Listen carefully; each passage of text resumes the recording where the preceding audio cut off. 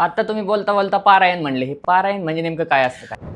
पारायण म्हणजे कसं की पारायण केल्यानंतर आपण एखादा संकल्प करून जेव्हा ती गोष्ट वाचतो, ती पोथी वाचते, पोथी ही पवित्र नेहमी असते.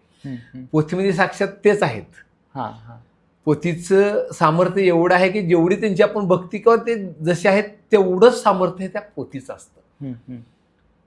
तर त्या पोथीची एवढी ताकद. मग तसं म्हणाल तर गुरुचरित्र, श्रीपाद श्री वल्लभांचं चरित्रामृत, श्री स्वामी समर्थ, श्री गुरुलीलामृत किंवा श्री स्वामी समर्थांची सप्तचिदी किंवा वखर स्वामी समर्थांची, असे बऱ्याच जसं दासबोध आहे ग्रंथ किंवा बऱ्याच ज्ञानेश्वरी आहे, आपली गीता आहे, असे वेगवेगळ्या प्रकारचे आपले भरपूर ग्रंथ असतात. म्हणजे ज्याला जे आवडेल त्याचं तो पारायण करतो. कोण गीतेचं करेल, कोण रामांचं करेल.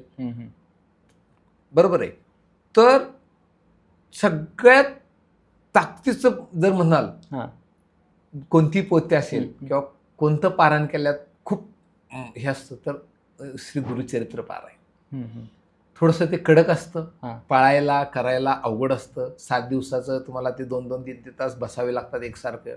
त्याच्यामध्ये काय थोडीशी पथ्य असतात, बाबा पावित्र्य पाळावं लागतं किंवा बऱ्याचशा काही ज्या गोष्टी असतात त्या पाळाव्या लागतात.